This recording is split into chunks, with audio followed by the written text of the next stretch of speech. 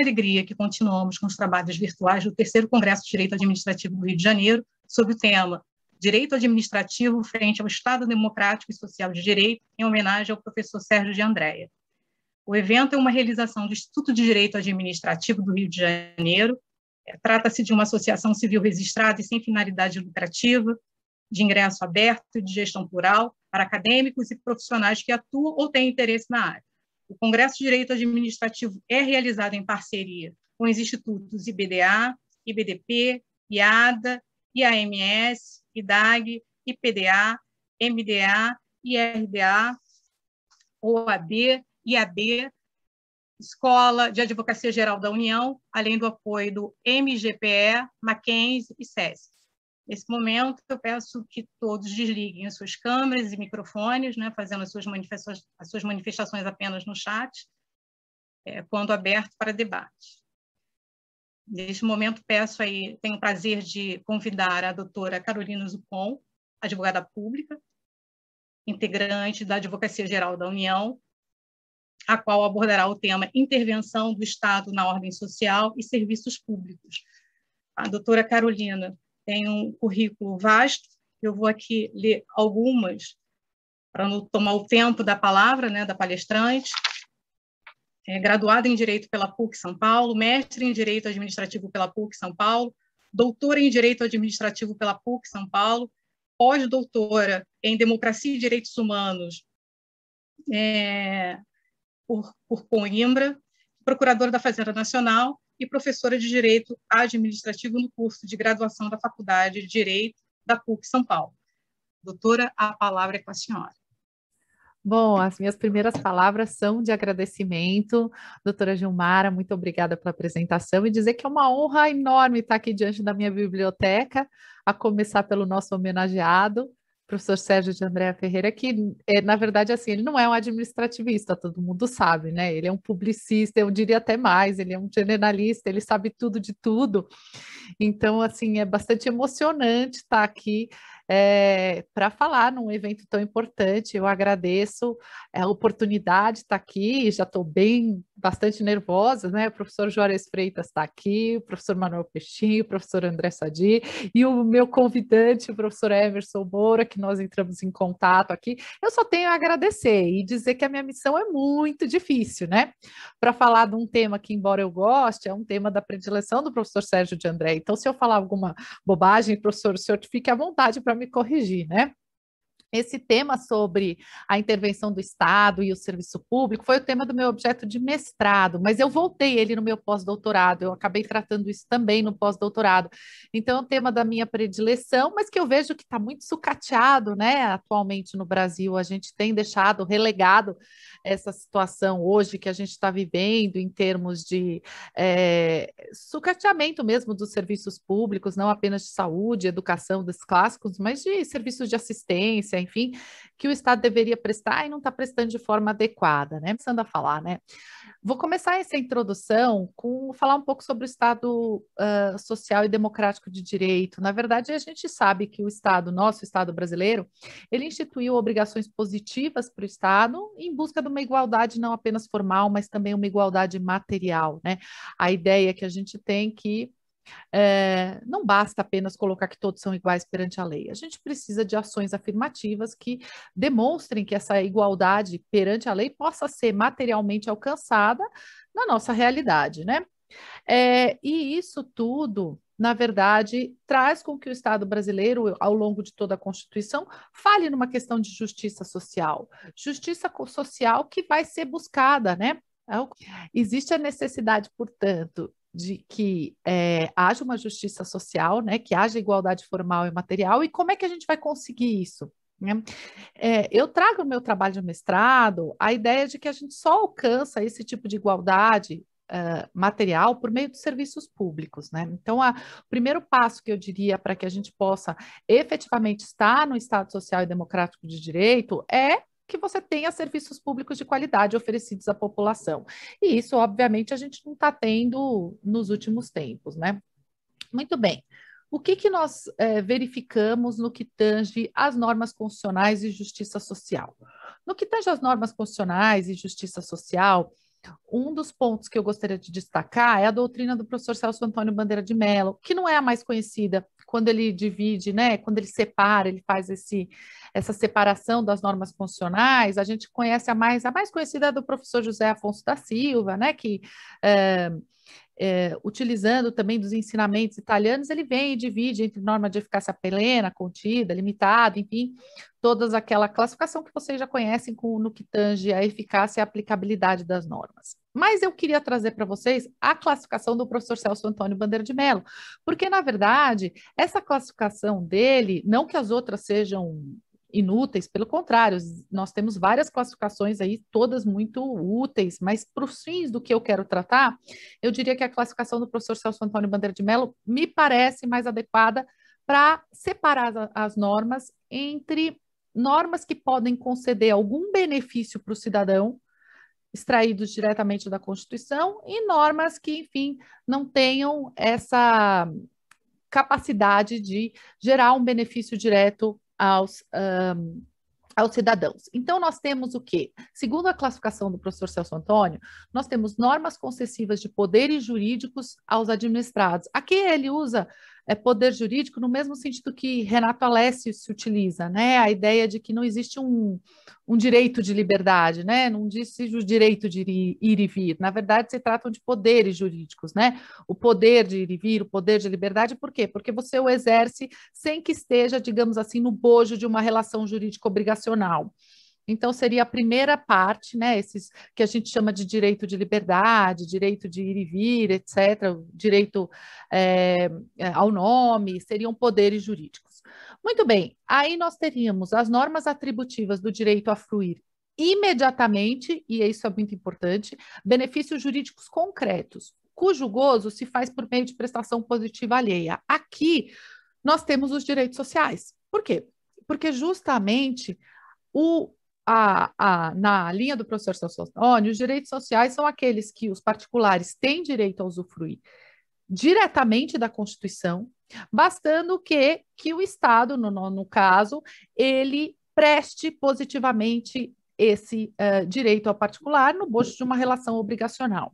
E, finalmente, normas constitucionais que, sem indicar os caminhos, veiculam em seu conteúdo uma finalidade a ser cumprida pelo Estado, né? Nesse caso, são as que o professor José Afonso da Silva chama de normas programáticas, o que não quer dizer que elas não tenham conteúdo nenhum, pelo contrário, se eu tenho uma norma que visa ao pleno emprego, eu não posso ter uma política de desemprego, né? Não posso assumir uma política pública que vise ao desemprego. Então, embora elas não diretamente não concedam benefícios imediatos aos cidadãos, tipo quando você tem na ordem econômica, artigo 170, que visa ao pleno emprego, você não tem diretamente, descendendo dali direto, um benefício imediato para o cidadão, mas você sabe que aquilo é, de qualquer forma, uma norma jurídica, e por ser uma norma jurídica, ela vai ter justamente consequências jurídicas para que você não possa fazer uma política de desemprego. Então, embora seja programática, não é vazia de conteúdo, né? Muito bem. Então, com isso, a gente prossegue e verifica que os direitos sociais, então, estão justamente no bojo aí dessas normas jurídicas que estão na Constituição e concedem imediatamente benefícios ao cidadão, né? Muito bem. Quanto aos direitos sociais, eu diria que eles são extremamente importantes, tanto é que eles estão no preâmbulo da Constituição. Eu não quero nem entrar no problema de o preâmbulo ter ou não força normativa, não é o caso.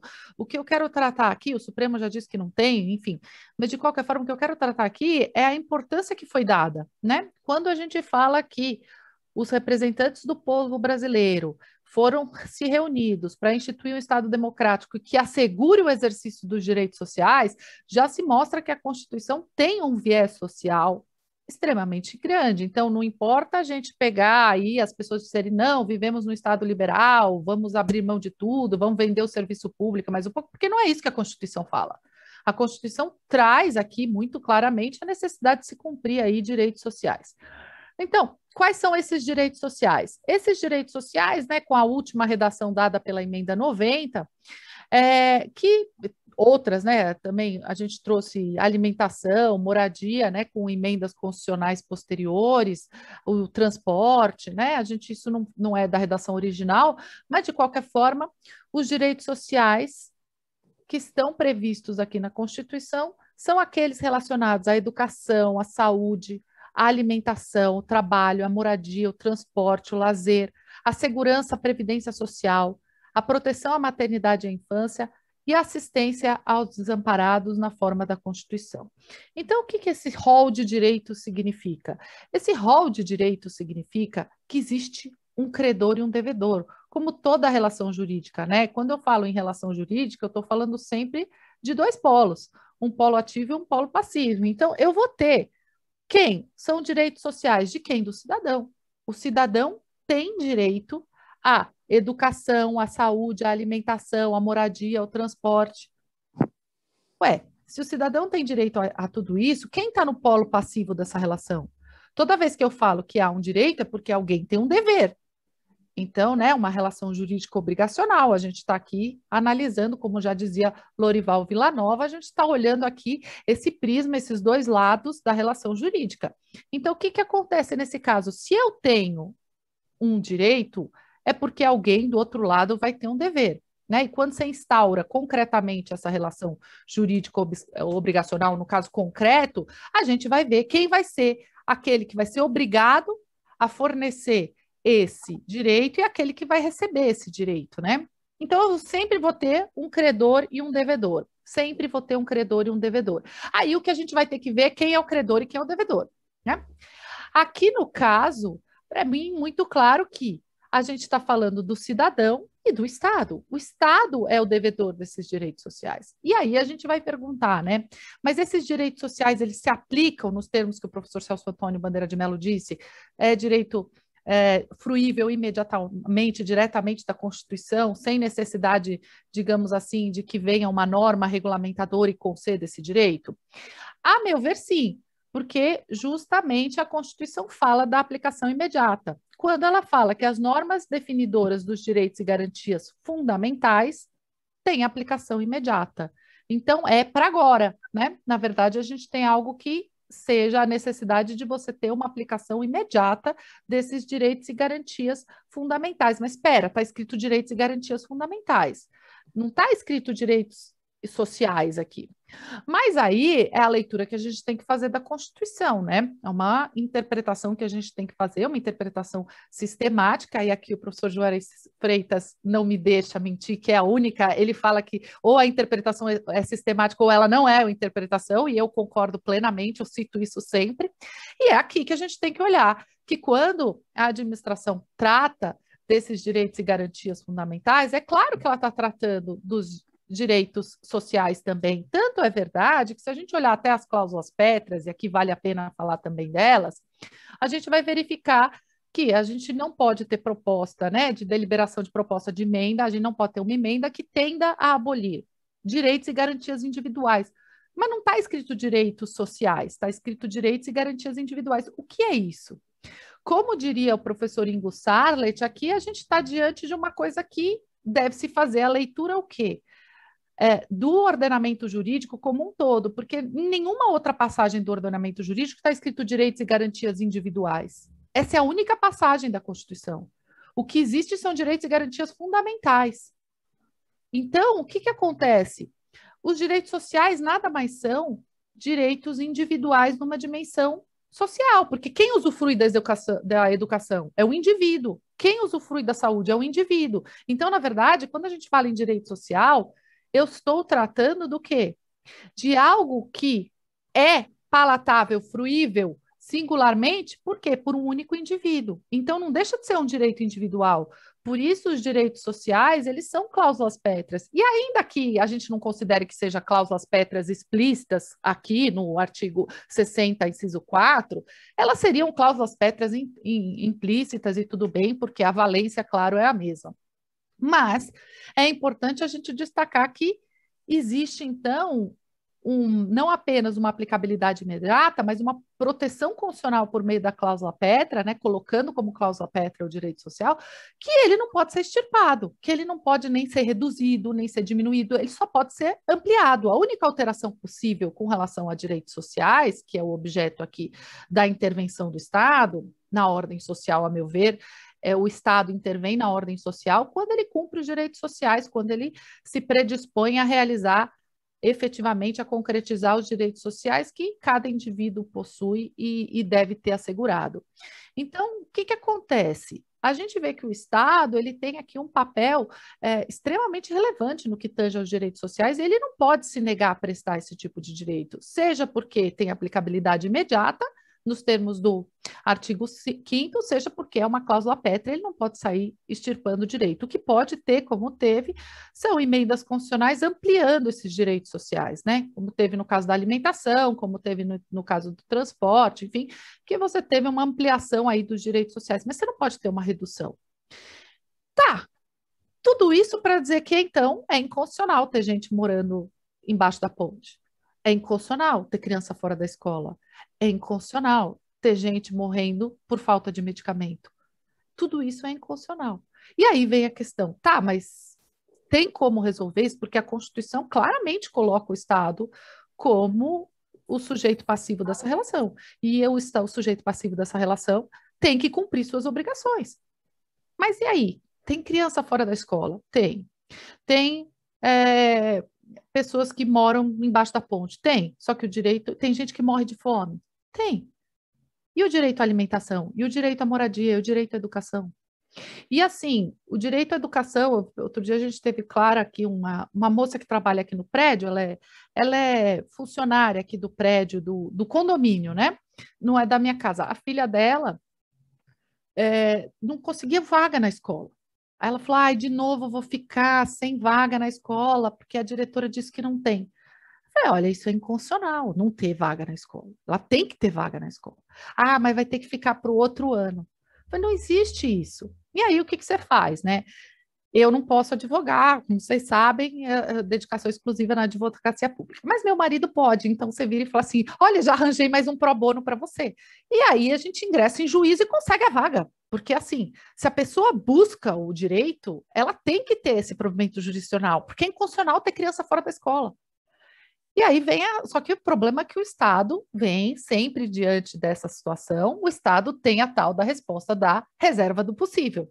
Fala, olha, eu queria dar moradia para todo mundo, eu queria dar saúde para todo mundo, eu queria dar escola para todo mundo, eu queria dar alimentação para todo mundo, mas existe uma limitação de recursos estatais. Quer dizer, as demandas que nós temos na nossa sociedade são infinitas, mas os recursos estatais são finitos. E aí? E aí a gente fica diante do problema da reserva do possível. Bom, afora o fato do princípio da legalidade, que fala, eu quero tal medicamento, mas ele não está previsto na lista do SUS, não tem previsão orçamentária, então, se não está na lei orçamentária, eu não posso realizar o gasto. Então, paciência, cede passo o interesse do indivíduo, então vai ceder passo ao princípio da legalidade orçamentária. É isso. O Estado responde dessa forma, assim, né? Na verdade, o Estado, ele tenta, de toda sorte, digamos assim, não preservar, não cumprir os direitos sociais a que faz jus o cidadão, né? De uma forma alegando a reserva do possível, porque realmente não é que os recursos públicos estejam sobrando. Mas a gente não pode ter essa alegação da reserva do possível quando estiver diante do mínimo existencial. O que seria esse mínimo existencial, né? O mínimo existencial é o núcleo essencial que deve ser assegurado para que o cidadão viva com um padrão mínimo de dignidade. Isso quer dizer, é aquela história, a pessoa não tem, que a gente tem muitos casos, né? Em São Paulo, a pessoa não tem como se locomover porque é cadeirante, não tem cadeira de rodas. Como é que faz? O Estado tem que prover. Aí, o Estado fala, olha, eu não tenho condições, a pessoa vai ficar dentro de casa, não consegue se locomover, não consegue exercer o seu direito ao trabalho, não consegue, enfim, exercer nenhuma capacidade de estudo, de melhoria da vida, o que isso faz? A pessoa que é cadeirante, não tem condições de obter a sua cadeira de roda, tem direito a que o Estado lhe forneça, mas é uma cadeira de roda, claro, aí vem no padrão básico, né? Não é uma cadeira de rodas acima de um padrão básico, acima de um padrão comum de cadeiras de rodas, né? O padrão mínimo, o núcleo essencial para que o sujeito viva com dignidade é uma cadeira de roda comum, não é uma cadeira motorizada que sirva café, etc. Quanto ao padrão comum, o Estado não pode negar, porque justamente se ele nega, ele está indo contra o que a Constituição fala. Então, tem muita gente que fala, né? O Estado, eu quero ir para fazer universidade. Universidade não é mínimo existencial no Brasil. Universidade entra via meritocracia. Você tem o ensino básico e o ensino fundamental e o médio como obrigatoriedade. Isso você tem no Brasil, mas o ensino superior não, contanto que você entra via vestibular. Logo, o que acontece nesses casos? Você tem um mínimo existencial que está previsto na Constituição, que o Estado tem que cumprir. Fora desse mínimo existencial, ele pode alegar escassez de recursos, mas dentro do mínimo existencial, não. Tá, e se ainda assim eu estiver diante do mínimo existencial e o Estado fala, não tenho condições de prover o mínimo, porque o medicamento é de alto custo, é muito caro, e a pessoa sem o medicamento ela vai morrer, mas isso não tem como, né? Então, o que acontece? Eu entendo que nesse caso, na escassez de recursos, o poder público deve retirar de outras áreas que não resguardem o mínimo existencial. Então, se ele vai fazer uma fonte maravilhosa, etc. e tal, ele não faça. Ele vá e resguarde o mínimo existencial da moradia, da educação, etc. Então, quanto ao mínimo existencial, ele não pode simplesmente falar,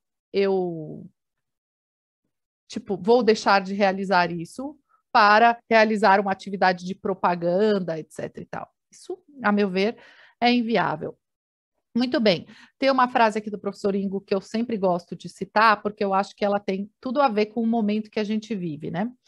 Como condenar à morte a pessoa cujo único crime foi o de ser vítima de uma doença e não ter condições de pagar um tratamento adequado? Essa ideia de que, se você tem uma pessoa que não tem condições de pagar um tratamento adequado, você precisa que o Estado pague. E aí tem, né, aquelas pessoas que falam, acho que o próprio professor Daniel Sarmento fala num artigo dele, que se a administração tem que fazer uma campanha de vacinação que pode salvar milhares de crianças ou comprar um medicamento que é muito caro, ela tem que escolher a campanha de vacinação. E eu respondo não, ela tem que fazer os dois. Ela não tem essa escolha, não é uma escolha de Sofia que ela vai poder virar e falar assim, ou é você ou é você. Não, ela tem que realizar os dois, fazer a campanha de vacinação e comprar o medicamento que a pessoa não tem condições. Essa é a resposta que a Constituição dá, não é uma escolha discricionária do gestor. Né? Se você parar para pensar, mas é a discricionariedade como margem de liberdade que é conferida para melhor solução. Aqui não tem. Não existe discricionariedade onde a Constituição já vinculou a atuação, que é direito do cidadão e dever do Estado, fornecimento de serviço de saúde, ponto, acabou, em todas as suas dimensões, né? Com relação à prevenção, aí a gente falando aqui das vacinas, né, no momento que a gente vive, e isso está escrito no artigo 196, e quanto a isso eu não posso tergiversar. A saúde é direito de todos e dever do Estado. Se é direito de todos e dever do Estado, e é assegurado o acesso universal e igualitário, pronto, acabou. Eu não tenho que escolher entre a campanha de vacinação e a compra do medicamento, eu tenho que fazer os dois. Então, a gente falar desses aspectos mostra a necessidade que o Estado tem de intervir na ordem social. E ele intervém como?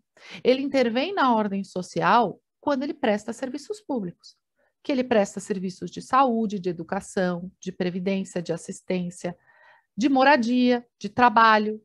Trabalho não é assim, eu quero um emprego, mas ele tem serviços de capacitação profissional, em que ele coloca a pessoa que eventualmente esteja numa dificuldade de obtenção de emprego em determinados bancos públicos de empregos, para que ela possa, para ligar as pontas, para auxiliar a capacitação. Esse é o papel do Estado, né, no que tange ao direito social ao trabalho. Então, aqui eu diria que existe um mínimo existencial que tem que ser cumprido em todos os aspectos dos direitos sociais. E é dessa forma que o Estado vai intervir na ordem social. Quanto à saúde, né, ficou bastante aqui em voga essa ADPF, em que o Supremo ele confirma a competência concorrente dos estados, Distrito Federal e municípios no que tange às atividades aqui relacionadas à saúde e as restrições em tempos de Covid, né? A DPF foi bastante falada, aquela ideia de que o município estava atuando de forma contrária ao entendimento, digamos assim, do governo federal, etc. E isso tudo ficou bem sedimentado, de modo a verificar que existe aqui a possibilidade de as ações de saúde serem feitas nas 3 esferas da federação como um dever, não apenas como uma faculdade, existe uma obrigatoriedade do Estado fornecer isso, né? E aí tem um outro caso interessante, a repercussão geral, que é ainda no que tange ao tema de saúde, eu quis trazer, porque fala do problema de medicamento de alto custo. Como o STF tratou esse tema, né, na repercussão geral 6? Ela fala que o reconhecimento do direito individual ao fornecimento pelo Estado de medicamento de alto custo que não esteja na lista do SUS, depende de comprovação da imprescindibilidade, adequação e necessidade, da impossibilidade de substituição do medicamento e da incapacidade financeira do enfermo e dos membros da família solidária. Isso quer dizer, o Estado está sim obrigado à aquisição de medicamento de alto custo. Mas é claro que existem algumas condições. Não pode ser, eventualmente, um medicamento que esteja ainda em testagem, né? Então, você tem que comprovar que ele é imprescindível para o tratamento daquela doença. Você tem que demonstrar incapacidade do solicitante em adquirir o medicamento ou ter a sua família adquirindo esse medicamento, e aí sim o Estado vai ser obrigado a fornecer o medicamento. Então, isso exige aqui para nós uma atenção ao fato de que o STF já colocou, pelo menos nessas decisões recentes sobre o tema da saúde, o Estado no seu devido lugar. Qual é o devido lugar do Estado? Como um provedor dos direitos sociais, ao menos no que tange à saúde, ele é um provedor de direitos sociais. É claro que quando eu tratei no meu trabalho de mestrado, eu disse também que ele era um provedor de direitos sociais relacionados a lazer, relacionados à moradia, todos esses outros aspectos, que isso a gente ainda efetivamente não tem julgados que analisem e demonstrem a efetiva concretização desses direitos. Muito bem. E qual é a relação aqui entre os direitos, os serviços públicos e os direitos sociais? Aqui o professor Regis Fernandes de Oliveira, ele fala que quando a Constituição estatui os fins que devem ser atendidos, determina ao Estado que deva prestar determinada atividade, ele institui um serviço público. Toda vez que a Constituição fala, olha, Estado, você tem que prestar determinada atividade, ela institui um serviço público. Por isso que eu falo que quando ela fala são direitos sociais, a saúde, a educação, a moradia, a alimentação, o transporte, o lazer, a previdência, a assistência aos desamparados na forma da Constituição, ela estatui os serviços públicos, porque ela coloca a administração como a prestadora dessas atividades. Então, nesse sentido, é que os serviços públicos são vitais para que os direitos sociais sejam cumpridos. E aqui, no meu trabalho de mestrado, eu concluí que, se os direitos sociais seriam cláusulas pétreas, então os serviços públicos que cumprem os direitos sociais também seriam, porque de nada adianta garantir os fins se você não garantir os meios. E a única forma de você concretizar direito social no Brasil é via serviço público.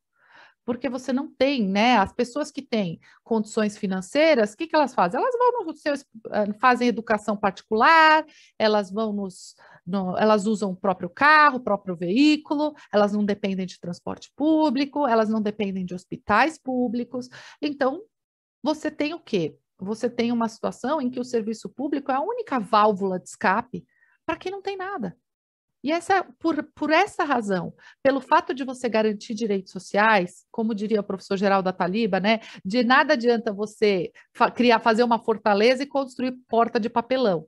Então, se de nada adianta você construir uma fortaleza e pôr porta de papelão, de nada adianta você colocar direitos sociais como cláusulas pétreas, e permitir a extinção justamente daquilo que concretiza tais direitos, que são os serviços públicos. E com isso, até para não me estender mais do que eu deveria, eu finalizo com uma frase de Inácio Ramonet, que diz que o serviço público é o patrimônio dos que não têm patrimônio. Aqueles que nada têm, nada possuem, não têm condições de sobrevivência, a única tábua de salvação deles é o serviço público. E querer acabar com o serviço público no Brasil é querer ver o caos e a derrocada da população mais necessitada, mais carente e que passa fome, frio e morre porque não tem acesso ao mínimo de saneamento básico e de alimentação e de condições de moradia. Então, com isso eu finalizo e agradeço novamente a oportunidade de ter falado aqui nesse evento tão maravilhoso e devolvo a palavra à nossa presidente aqui de mesa. Muito obrigada. Professora, nós é que agradecemos a sua belíssima exposição, apesar de ser aflitíssima, né? Porque, na verdade, a gente sabe que, por mais que a gente saiba que o serviço público ele deve ser efetivado, concretizado, mas essa concretização não ocorre, né? Exemplo, a gente tem vários exemplos por aí afora, e eu vou citar aqui um exemplo de Caxias, né? Na época da pandemia, as pessoas, mesmo com liminares, né, deferidas, não conseguiram se internar, se fosse no Estado, no município, na União. Então, assim, é ineficiente, se precisa pensar, né, de como efetivamente dar concretude a esses direitos sociais.